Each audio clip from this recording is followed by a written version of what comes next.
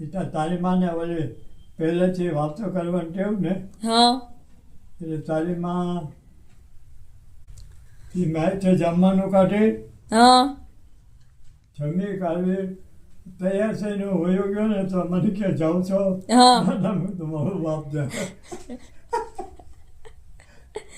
પણ એ કેટલું કામ કરતા ને, હે એ કેટલું કામ કરતા ને.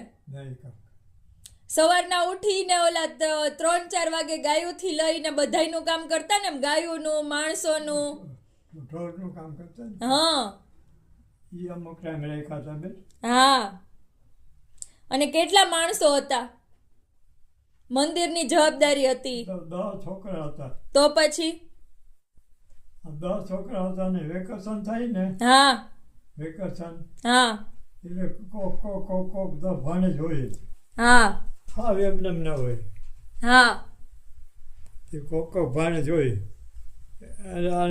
અને બેન પહેલાં હવે લૂંચાઈ નહોતી ને, હવે મોંઘારે છે નહોતું. હા હવે તો ગમે એવો સંબંધી હોય ને હા તો મેં અહીં ત્યાં સુધી ગણતરી કરી છે હા કે ગમે એવો સંબંધી હોય હા પણ જો ત્રીજી વાર શાક માકે ના પાડી દે પડે. હા કાં તો ક્યાંક તો આપણે મીઠમાં શાક હોય, હા એમાં એને આપણે જમવા બેહાડ્યો હોય, હા અને જમવા બેહાડ્યું ને એને શાક સારું લાગે હા એટલે એ તો એમ કે થોડુંક શાક આપો ને થોડુંક શાક આપો ને, એ તો કે શાક આપો એમ.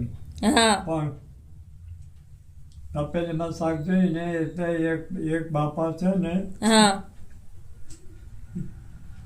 એને ભાજી હારી છે એમ કરી હા અને બે વાર માગી, હા પછી ત્રીજી વાર માગીને આપણો સંબંધીઓ હા ત્રીજી વાર માગીને હા ઓલી બાઈ જઈ ટપાલી મૂકી એવી પાસે.